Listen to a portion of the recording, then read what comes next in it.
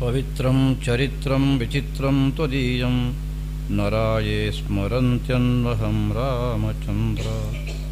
ಭವಂತಂ ಭವಾಂತಂ ಭರಂತಂ ಭಜಂತೋ ಲಭಂತೆ ಕೃತಾಂತಂ ನ ಪಶ್ಯಂತ್ಯತೋಂತೆ. ವಿಚಾರ್ಯ ಸರ್ವವೇದಾಂತೈ ಸಂಚಾರ್ಯ ಹೃದಯಾಂಬುಜೆ ಪ್ರಚಾರ್ಯ ಸರ್ವಲೋಕೇಶು ಆಚಾರ್ಯಂ ಶಂಕರಂ ಭಜೆ.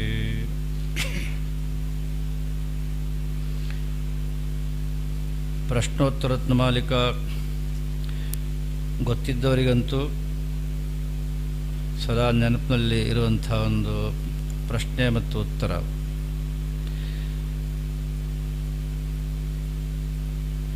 ಒಬ್ಬ ವ್ಯಕ್ತಿಯ ಕುಲಕ್ಕೆ ಕುಲವೇ ನಾಶ ಆಗುವುದಕ್ಕೆ ಕಾರಣವಾದರೂ ಏನು? ಯಾವುದರಿಂದ ಕುಲಕ್ಕೆ ಕುಲವೇ ನಾಶವಾಗುವುದು ಸಾಧ್ಯ ಅಂತ ಒಂದು ಪ್ರಶ್ನೆ. ಕಶ್ಚ ಕುಲಕ್ಷಯ ಹೇತು ಅಂತ ಪ್ರಶ್ನೆ. ಅದಕ್ಕೆ ಭಗವತ್ಪಾದರು ಅಂದರು ಸಂತಾಪ ಸಜ್ಜನೇಶು ಯೋಕಾರಿ ಅಂದರು. ಈ ಸಜ್ಜನರಿಗೆ ದುಃಖವನ್ನುಂಟು ಮಾಡಿದರೆ ಮತ್ತೆ ವಿಶೇಷವಾಗಿ ಕುಲವನ್ನು ನಾಶ ಮಾಡೋದಕ್ಕೆ ಮಾಟ ಮಂತ್ರ ಗಿಂತ್ರ ಎಲ್ಲ ಏನು ಮಾಡಬೇಕಾದ್ದೇ ಇಲ್ಲ, ಅಷ್ಟು ಸಾಕಾಗುತ್ತೆ ಅಂತ ಭಗವತ್ಪಾದರ ಉತ್ತರ. ಅಂದರೆ ಭಗವತ್ಪಾದರ ಉಪದೇಶದ ತಾತ್ಪರ್ಯವನ್ನು ನಾವು ಮನಸ್ಸಿನಲ್ಲಿ ಅಂದುಕೊಂಡಿದ್ದೇ ಆದರೆ ಸಾರ್ವಕಾಲಿಕವಾದಂಥ ಈ ಎಲ್ಲ ಮೌಲ್ಯಗಳನ್ನು ಭಗವತ್ಪಾದರು ತಮ್ಮ ಸಮಸ್ತ ಗ್ರಂಥಗಳಲ್ಲಿ, ಆ ಗ್ರಂಥ ಈ ಗ್ರಂಥ ಅಂತೇಳಿ ಸಮಸ್ತ ಗ್ರಂಥಗಳಲ್ಲಿ ಯಾವ ರೀತಿಯಲ್ಲಿ ಉಪದೇಶ ಮಾಡಿದ್ದಾರೆ ಅಂತ ನಾವು ಮನಸ್ಸಿಗೆ ತಂದುಕೊಳ್ಬಹುದು. ನಾವಿವಾಗ ಸಂಚಾರ ಮಾಡುವಾಗ ಎಲ್ಲ ಕಡೆ, ಕನ್ಯಾಕುಮಾರಿಯಿಂದ ಹಿಡಿದು ಎಷ್ಟು ಕಡೆ ಹೋಗಿ ಬಂದು ಎಲ್ಲ ಕಡೆ ಬೇರೆಯವರು ಆಕ್ರಮಣ ಮಾಡಿದ್ದು, ಹಿಂಸೆ ಮಾಡಿದ್ದು, ಪುಡಿ ಮಾಡಿದ್ದು, ಮತ್ತೊಂದು ಮಾಡಿದ್ದು, ಮೊದಲು ಮಾಡಿದ್ದು ಮಾತ್ರವಲ್ಲ, ಭಗವತ್ಪಾದರ ಮೇಲೆ ಆಕ್ರಮಣಕ್ಕೆ, ದೈಹಿಕವಾದ ಆಕ್ರಮಣಕ್ಕೂ ಕೂಡ ಪ್ರಯತ್ನ ಪಟ್ಟಿದ್ದು ಎಲ್ಲ ಗಮನಕ್ಕೆ ಬರ್ತಾ ಇದೆ ನಮಗೆ. ಆದರೆ ಭಗವತ್ಪಾದರಾಗಲಿ ಅಥವಾ ಅವರನ್ನು ಅನುಸರಿಸಿದವರಾಗಲಿ ಈ ತನಕ ನಾವು ಇಷ್ಟೆಲ್ಲ ಹೋಗಿ ಬಂದಿದ್ದೇವಲ್ಲ, ಒಂದು ಕಡೆ ಹೊಡೆದ ಅದ್ವೈತಿಗಳು ಮಾಡಿದಂಥ ಆಕ್ರಮಣ, ಅದರಿಂದಾಗಿ ಇದು ಪುಡಿಯಾಗಿದೆ ನೋಡಿ, ಅದರಿಂದಾಗಿ ಇಂಥವನ ಕುಲನಾಶ ಆಯಿತು ಅಥವಾ ಮತ್ತೊಂದಾಯಿತು ಮೊದಲೊಂದಾಯಿತು, ಒಂದು ಕಡೆ ಇವತ್ತಿನ ತನಕ ಇಲ್ಲ, ಈ ಕ್ಷಣದ ತನಕ ಕೂಡ ಎಲ್ಲೂ ಇಲ್ಲ. ಬೇರೆಲ್ಲ ನಾವು ಕೇಳ್ತೇವೆ. ಇದು ಭಗವತ್ಪಾದರ ಉಪದೇಶದ ಒಂದು ವಿಶೇಷ ಅಂಶ ಅಂತ ನಾನು ಪದೇ ಪದೇ ಅದನ್ನು ಈಗ ಸ್ಮರಣೆ ಮಾಡ್ತಾ ಇದ್ದೆ. ನನಗೆ ಕೇರಳದಿಂದ ಹೊರಡಾಗಲೇ ಸ್ವಲ್ಪ ಮನಸ್ಸಿಗೆ ಬಂತದು, ಆದರೂ ಕಾಯೋಣ ಅಂತ ಕಾತೆ. ಆಮೇಲೆ ಎಲ್ಲ ಕಡೆ ಗಮನಿಸ್ತಾ ಇದ್ದೇನೆ, ಅದು ಕಾಶ್ಮೀರ ಇರಲಿ ಅಥವಾ ಬೇರೆ ಕಡೆ ಇರಲಿ, ಎಲ್ಲೇ ಇರಲಿ, ಎಲ್ಲ ಕಡೆ ಕೂಡ. ಅಷ್ಟು ಮಾತ್ರ ಅಲ್ಲ, ನಾಂದೇಡ್ನಲ್ಲಿ ಅಲ್ಲಿ ಭಗವತ್ಪಾದರು ಬಂದಿದ್ದಾರೆ ಅಂತ ಗೊತ್ತಾಯಿತು. ಊರಿನ ಸ್ವಲ್ಪ ಹೊರಗಡೆ, ಅಂದರೆ ನಾಂದೇಡ್ ನಗರಕ್ಕೆ ಸೇರಿಕೊಂಡಿದೆ, ಸ್ವಲ್ಪ ಈ ಸ್ಲಮ್ ಥರದ ಜನ ಅಲ್ಲಿ ವಾಸ ಮಾಡೋದು. ಸ್ಲಮ್ ಅಂತಲ್ಲ, ಸ್ಲಮ್ ಥರದ ಒಂದು ಪ್ರದೇಶ. ಅಲ್ಲಿ ಒಂದು ಹಳೆ ದೇವಸ್ಥಾನಕ್ಕೆ ನಾವು ಹೋಗಬೇಕಾಗಿದ್ದು, ಸ್ವಲ್ಪ ಕತ್ತಲಾಗಿತ್ತು. ಹೋದು ಜನ ಸೇರಿದ್ರು, 250-300 ಜನ ಸೇರಿದ್ರು ಎಲ್ಲ ಸುತ್ತಮುತ್ತಲವರು. ಆ ದೇವಸ್ಥಾನದವರೆಲ್ಲ ವಾಟ್ಸಪ್ ಇದರಲ್ಲಿ ಮೆಸೇಜ್ ಹಾಕಿದಂತೆ ಈ ಥರ ಸ್ವಾಮಿಗಳು ಬರ್ತಾರೆ, ನೀವೆಲ್ಲ ಬನ್ನಿ ಅಂತ ಎಲ್ಲ ಬಂದಿದ್ದಾರೆ. ಧೋ ಅಂತ ಬಂದಿದ್ದಾರೆ, ಮಹಿಳೆಯರು ಬಂದಿದ್ದಾರೆ, ಮಕ್ಕಳು ದೊಡ್ಡವರೆಲ್ಲ ಬಂದಿದ್ದಾರೆ. ಎಲ್ಲ ನೋಡಿದು ಅಲ್ಲಿ ಏನೇನು ಭಗವತ್ಪಾದರು ಬಂದಿದ್ದಕ್ಕೆ ನಮಗೆ ಪ್ರಮಾಣ ಅಂತ ಕಾಣ್ತು ಅದನ್ನೆಲ್ಲ ಅವರಿಗೂ ಹೇಳಿದು. ನೋಡಿ, ಇದು ಶಂಕರ ಭಗವತ್ಪಾದರು ಇಲ್ಲಿಗೆ ಬಂದಾಗ ಮಾಡಿದಂಥ ಕಾರ್ಯ ಹಾಗೆ ಅಂತೆಲ್ಲ ಹೇಳ್ಕೊಂಬಂದು. ಇಲ್ಲಿ ಅನೇಕ ಕಡೆಗಳಲ್ಲಿ ಒಂದು ಚಿತ್ರ ಇದೆ ಕಲ್ಲಿನಲ್ಲಿ, ಒಂದು ಕುದುರೆ ಮೇಲೆ ಒಬ್ಬ ಖಡ್ಗ ಹಿಡ್ಕೊಂಡು ಕೂತಿರ್ತಾನೆ. ಆ ಚಿತ್ರವನ್ನು ಅಲ್ಲಲ್ಲಿ ಹಾಕಿರ್ತಾರೆ. ನಾವು ಯಾರು ನಮಗೆ ಅದನ್ನು ಅಲ್ಲಿವರೆಗೆ ಹೇಳಿರಲಿಲ್ಲ. ಅಲ್ಲಿ ಆ ಥರದ ಒಂದು ಚಿತ್ರ ಕಾಣ್ತು, ಏನಿರ್ಬೋದು ಇದು ಅಂತ ಯೋಚನೆ ಮಾಡಿ ನಾವು ಪರಸ್ಪರ ಎಲ್ಲ ಮಾತನಾಡ್ತಾ ಇದ್ದು. ಅದಾದ ಮೇಲೆ ಒಬ್ಬ ಕೇಳಿಸ್ಕೊಂಡ, ಅಲ್ಲಿ ಅವ ಸ್ಥಳೀಯ ಅರ್ಚಕ, ಅಲ್ಲಿ ಅವ ಅರ್ಚನೆ ಮಾಡ್ತಾನೆ. ಅವೇನು ಬ್ರಾಹ್ಮಣ ಅಲ್ಲ, ಅವ ಲಿಂಗಾಯತ, ಆ ದೇವಸ್ಥಾನದಲ್ಲಿ ಅರ್ಚನೆ ಮಾಡುವ. ಅವನನ್ನು ಕೇಳಿಸ್ಕೊಂಡು ನಮ್ಮದೆಲ್ಲ ಮಾತು ಮುಗಿದ ಮೇಲೆ ಅವ ಹೇಳಿದ, ಸ್ವಾಮೀಜಿ, ಒಂದು ನಾನು ನಿಮಗೆ ತಿಳಿಸೋದಕ್ಕೆ ಬಯಸ್ತೇನೆ. ನೀವೇನೋ ಮಾತನಾಡೋದಕ್ಕೆ ಹೇಳಿದವ ನನಗೆ ಸ್ವಲ್ಪ ಗಮನಕ್ಕೆ, ಕನ್ನಡದಲ್ಲೆಲ್ಲ ಹಿಂದಿಯಲ್ಲಿ ಹೇಳಿದ್ದವ, ಗಮನಕ್ಕೆ ಬಂತು.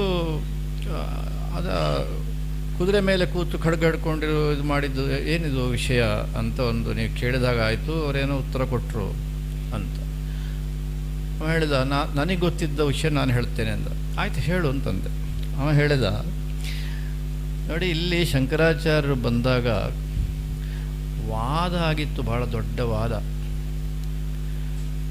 ಆಗ ವಾದದಲ್ಲಿ ಸೋತವರು ಮುಖ್ಯವಾಗಿ ಜೈನರು, ಅಲ್ಲಿ ಬೇರೆಯವರು ಇದ್ದರು, ಆದರೆ ಮುಖ್ಯವಾಗಿ ಜೈನರು ವಾದದಲ್ಲಿ ಸೋತರು. ಸೋತ ಮೇಲೆ ಸರಿ ಭಗವತ್ಪಾದರಿಗೆ ಅವರು ಶರಣಾದರು. ಆಮೇಲೆ ಭಗವತ್ಪಾದರಿವರು ಕೇಳಿಕೊಂಡ್ರು, ನೋಡಿ ಈಗ ನಾವಂತೂ ಸೋತಿದ್ದೇವೆ, ಆದರೆ ನಮಗೆ ಒಂದು ನೆನಪಿಗೆ ತಾವೇನಾದ್ರು ಕೊಡಬೇಕು ಅಂತ ಕೇಳಿಕೊಂಡ್ರು. ಆಗ ಶಂಕರ ಭಗವತ್ಪಾದರು ಅವರಿಗೆ ಇಷ್ಟವಾದಂಥದ್ದು ಇದು, ಅದು ವೀರದ ಶೌರ್ಯದ ಸಂಕೇತವಂತೆ. ಆ ಕುದುರೆ ಮೇಲೆ ಕೂತು ಖಡ್ಗ ಹೆಂಗೆ ಹಿಡಿದು ಅದು ಮಾಡುವಂಥದ್ದು ಅವರಿಗೆ ಇದು ಇಷ್ಟವಾದ್ದು. ಅದಕ್ಕೆ ಶಂಕರ ಭಗವತ್ಪಾದರು ಏನು ಮಾಡಿದರು, ಇದು ನಿಮಗಿರಲಿ ಅಂತ ಹೇಳಿ ಇದನ್ನು ಅನುಗ್ರಹ ಮಾಡಿದರು. ಅದು ಚಿಹ್ನೆಯಲ್ಲಿ ಕಾಣತಕ್ಕಂಥದ್ದು ತಮಗೆ ಅಂತ ಹೇಳಿದರು. ವಾದದಲ್ಲಿ ಸೋತು ಸುಣ್ಣವಾಗಿ ತಾವು ಶರಣಾಗಿದ್ದೇವೆ, ನೆನಪಿಗೆ ಏನಾದ್ರು ಕೊಡಿ ಅಂತ ಕೇಳಿದಾಗ ನಾನಾದರೂ ಏನು ಮಾಡ್ತಿದ್ದೆ, ಅದು ಊಹೆ ಮಾಡೋದಕ್ಕಾಗೋದಿಲ್ಲ. ಆದರೆ ಭಗವತ್ಪಾದರು ಮಾತ್ರ ಅವರಿಗಿಷ್ಟು ಸಂತೋಷದಿಂದ ಅವರಿಗಿಷ್ಟವಾದ್ದನ್ನು ಅವರಿಗೆ ಕರುಣಿಸಿದರು ಅಂತಂದರೆ, ಭಗವತ್ಪಾದರು ಯಾವ ರೀತಿಯಲ್ಲಿ ಜನಗಳನ್ನು ಗೆದ್ದರು ಅಂತ ಮತ್ತೆ ಹೇಳಬೇಕಾದ್ದೇ ಇಲ್ಲ. ಆದರೆ ಅಂಥ ಜನಗಳು ಅವರು ಮಾಡ್ತಾ ಇದ್ದಂಥ ಕೃತ್ಯಗಳು ಇತ್ಯಾದಿಗಳು ಮಾತ್ರ ಭಯಾನಕ. ಆದರೆ ಭಗವತ್ಪಾದರು ನಾನು ಎಲ್ಲ ಕಡೆ ಉಲ್ಲೇಖ ಮಾಡ್ತೇನೆ, ಆಯಾ ಊರಲ್ಲೇ ಉಲ್ಲೇಖ ಮಾಡ್ತೇನೆ, ನಾನು ಆಯಾ ಊರಲ್ಲೇ ಉಲ್ಲೇಖ ಮಾಡ್ತಾ ಇದ್ದೇನೆ. ವಿಶೇಷವಾಗಿ ಬೌದ್ಧರಲ್ಲಿ, ಜೈನರಲ್ಲಿ, ನಮ್ಮಲ್ಲಿ ತಾಂತ್ರಿಕರು ಯಾರಿದ್ದಾರೆ ನರಬಲಿ ಕೊಡ್ತಾ ಇದ್ದರು. ಈಗಲೂ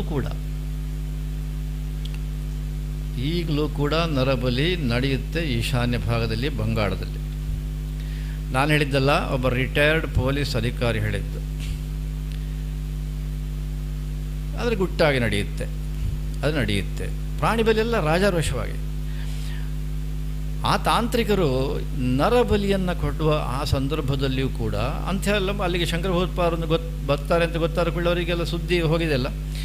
ಹಾಗಾಗಿ ಶಂಕರ ಭಗವತ್ಪಾದರಿಗೆ ಬರದ ಹಾಗೆ ಮಾಡಬೇಕು, ಹಾಗೆ ಮಾಡಬೇಕು, ಹೀಗೆ ಮಾಡಬೇಕು ಅಂತೆಲ್ಲ ಬಹಳ ಯೋಚನೆ ಎಲ್ಲ ಮಾಡಿದ ಆ ಸಂದರ್ಭದಲ್ಲಿಯೂ ಕೂಡ ಭಗವತ್ಪಾದರು ಯಾವುದೇ ಮಂತ್ರ ಪ್ರಯೋಗ ಇನ್ನೊಂದು ಮತ್ತೊಂದು ಮಾಡಲೇ ಇಲ್ಲ. ಎಲ್ಲ ಕಡೆ ಅವರು ಮಾಡಿದ್ದೇನೆಂದರೆ ವಿಶೇಷವಾಗಿ ಅಮ್ಮನವರ ಪ್ರಾರ್ಥನೆ. ಆ ಅಮ್ಮನವರ ಪ್ರಾರ್ಥನೆ ಮಾಡಿದ್ದಕ್ಕೆ ಅವರೆಲ್ಲ ಏನಾದರೂ ಅಂತ ಅಲ್ಲಿ ನಮಗೆ ಹೋದಾಗ ಬರುತ್ತೆ ಆ ವಿಷಯಗಳೆಲ್ಲ. ಇಲ್ಲೊಂದು ಮಾತಿದೆಯಲ್ಲ, ಕಶ್ಚ ಕುಲಕ್ಷಯ ಹೇತು ಪ್ರಶ್ನೆ, ಅದಕ್ಕೆ ಉತ್ತರ ಸಂತಾಪ ಸಜ್ಜನೇಶು ಯೋಕಾರಿ ಅಂತ ಉತ್ತರ. ಭಗವತ್ಪಾದರನ್ನು ಮುಗಿಸ್ಬೇಕು ಅಂತ ಯೋಚನೆ ಮಾಡಿದ ಇವರು ಉಳ್ಕೊಳ್ಳಿಕ್ಕೆ ಸಾಧ್ಯವೇ? ಯಾವ ಕಾರಣಕ್ಕಾಗಿ ಅವರು ಉಳ್ಕೊಳ್ಬೇಕು ಈ ದೇಶದಲ್ಲಿ ಬದುಕಿ? ಅವರಿಗೆ ಗೊತ್ತು, ಬೇರೆ ಯಾರಿಗೆ ಗೊತ್ತಿರೋದಕ್ಕೆ ಸಾಧ್ಯವಿಲ್ಲ. ಆದರೆ ಭಗವತ್ಪಾದರು ಒಂದು ಕಡೆ ಅವರು ಸಾಯಲಿ ಅಂತ ಮಾಡಿದ್ದಾಗಲಿ ಅಥವಾ ಅವರನ್ನು ನೆಲಸಮ ಮಾಡಬೇಕು ಅಂತ ಯೋಚನೆ ಮಾಡಿದ್ದಾಗಲಿ ಅದಕ್ಕೋಸ್ಕರ ಪ್ರಯೋಗವೋ ಇನ್ನೊಂದೋ ಮತ್ತೊಂದೋ ಅವರಿಗೇನು ಸಾಮರ್ಥ್ಯ ಇತ್ತಲ್ಲ, ಯಾವುದೂ ಇಲ್ಲ. ಇದು ಭಗವತ್ಪಾದರು ಆವಾಗ ಅತ್ಯಲ್ಪ ಕಾಲದಲ್ಲಿ ಕೇವಲ 16 ವರ್ಷಗಳು, 16ವರೆಗೆ ಅಧ್ಯಯನ, ಭಾಷ್ಯ ಇದೆಲ್ಲ ಆಯಿತು, ಗ್ರಂಥಗಳ ರಚನೆ ಎಲ್ಲ. ಷೋಡಶೇ ಕೃತವಾನ್ ಭಾಷ್ಯ ಅಂತ ತಾನೇ ಪ್ರಸಿದ್ಧಿ. ಅದಾದಮೇಲೆ ಕೇವಲ 16 ವರ್ಷಗಳಲ್ಲಿ ಮಾಡಿದಂಥ ಕಾರ್ಯ 85,000ಕ್ಕೂ ಹೆಚ್ಚು ಜಾಗಗಳಿಗೆ ಹೋಗಿದ್ದಾರೆ ಅಂತ ಈಗ ಗೊತ್ತಾಗ್ತಾ ಇದೆ. ಅಪರೋಕ್ಷಾನುಭೂತಿಯಲ್ಲಿ ಅವರೇ ಹೇಳಿದ ಪ್ರಕಾರ, ನಮ್ದು ಯಾವುದು ಊಹೆ ಅಲ್ಲ ಇದು, ಅಥವಾ ನಾವು ಕವಡೆ ಹಾಕಿ ಅಥವಾ ಕವಡೆ ಹಾಕೋರನ್ನ ಕೇಳಿ ಮಾಡಿದ್ದಲ್ಲ. ಅಪರೋಕ್ಷಾನುಭೂತಿಯಲ್ಲಿ ಬಂದಿದ್ದನ್ನು ಕಟಪಯಾದಿ ಸೂತ್ರಕ್ಕೆ ಅಳವಡಿಸಿ ನೋಡಿದಾಗ 85,000ಕ್ಕೂ ಹೆಚ್ಚು ಜಾಗಗಳಿಗೆ ಹೋಗಿದ್ದಾರೆ ಭಗವತ್ಪಾದರು ಅಂತ. ಶುಕರು ಹೇಳ್ತಾರೆ ಈ ಕಂಸನ ಪ್ರಸಂಗದಲ್ಲಿ, ಆಯುಶ್ರಿಯಂ ಯಶೋ ಧರ್ಮಂ ಲೋಕಾನಾಶಿಷ ಏವಚ ಹಂತಿ ಶ್ರೇಯಾಂಸಿ ಸರ್ವಾಣಿ. ಆಯಿತಾ, ಇನ್ನೇನು ಬೇಕು ಮತ್ತೆ? ಯಾರ್ದು ಅಂದರೆ ಪುಂಸೋ ಮಹದತಿಕ್ರಮ ಅಂತ ಶುಕರ ಮಾತು. ಯಾರು ಮಹಾತ್ಮರ ವಿಷಯದಲ್ಲಿ ಅವರಿಗೆ ದುಃಖವನ್ನು, ಹಿಂಸೆಯನ್ನು ಕೊಡ್ತಾರೋ ಅವರದ್ದು ಆಯಸ್ಸು, ಸಂಪತ್ತು, ಕೀರ್ತಿ, ಧರ್ಮ ಅಂದರೆ ಪುಣ್ಯ ಎಲ್ಲವೂ ಕೂಡ ಅಷ್ಟೇ ಅಲ್ಲ, ಶ್ರೇಯಾಂಸಿ ಸರ್ವಾಣಿ, ಅದೆಲ್ಲವೂ ಕೂಡ ನಷ್ಟವಾಗುತ್ತೆ. ಪರೀಕ್ಷಿತ, ಈ ಕಂಸನ ಹಣೆ ಬರಹ ಹಾಗೇ ಆದದ್ದು ಕೊನೆಗೂ ಕೂಡ ಅಂತ ಶುಕ ಮಹರ್ಷಿಗಳು ಹೇಳೋದನ್ನು ಭಾಗವತದಲ್ಲಿ ನಾವು ಕಾಣಬಹುದು. ಭಗವತ್ಪಾದರ ಬಗ್ಗೆ ನಮ್ಮ ಇತಿಹಾಸಕಾರರ ಪ್ರಕಾರ ಈ ಕೆಲವು ಪುರಾಣಗಳು, ಭಾಗವತ ಮೊದಲದ್ದೆಲ್ಲ ಭಗವತ್ಪಾದರ ಕಾಲಕ್ಕಿಂತ ಆಮೇಲಿನ ಕಾಲ ಅಂತಲ್ಲ. ಅದನ್ನು ವಿಚಾರ ಮಾಡಿದರೂ ಕೂಡ ನಮಗೆಲ್ಲರಿಗೂ ಕೂಡ ಅದು ಮನಸ್ಸಿಗೆ ಬರುವಂಥದ್ದೇ, ಅದರೇನು ಸಂದೇಹ ಇಲ್ಲ. ಎಷ್ಟೊಂದು ಸಾರಿ ಮನಸ್ಸಿಗೆ ಬರೋದೇನೆಂದರೆ, ಕೊನೆಗೆ ಭಗವತ್ಪಾದರು ಇದರಿಂದಲೇ ಇಲ್ಲಿ ಸಾಕಷ್ಟು ತೊಗೊಂಡಿದ್ದಾರೆ ಹಾಗಾದರೆ ಭಾಗವತಕಾರರು ಅಂತ ಬರುವ ರೀತಿಯಲ್ಲಿದೆ ಅಲ್ಲಿಯ ಶ್ಲೋಕಗಳು. ಇಲ್ಲೆಲ್ಲ ಭಾಳ ಜನ ನಾವು ಭಾಗವತವನ್ನು ಪ್ರವಚನ ಮಾಡುವವರಿದ್ದೇವಲ್ಲ, ಆ ದೃಷ್ಟಿಯಿಂದ ನೋಡಿದಾಗ ನಮಗದು ಗಮನಕ್ಕೆ ಬಂದೇ ಬರುತ್ತೆ ಅಂತ ನಾನು ಭಾವಿಸ್ತೇನೆ. ಅಷ್ಟರ ಮಟ್ಟಿಗೆ ಭಾಗವತದಲ್ಲಿ ಹೇಳತಕ್ಕಂಥ ವಿಷಯ ಮತ್ತು ಭಗವತ್ಪಾದರು ಹೇಳಿದಂಥ ವಿಷಯವನ್ನು ನಾವು ಕಾಣಬಹುದು. ಅಷ್ಟು ಹೇಳ್ತಾ ನನ್ನ ಮಾತನ್ನು ಮುಕ್ತಾಯ ಮಾಡ್ತೇನೆ. ಹರ ನಮಃ ಪಾರ್ವತೀಪತಯೇ, ಹರ ಹರ ಮಹಾದೇವ. ಸೀತಾಕಾಂತ ಸ್ಮರಣಂ, ಜಯ ಜಯ ರಾಮ.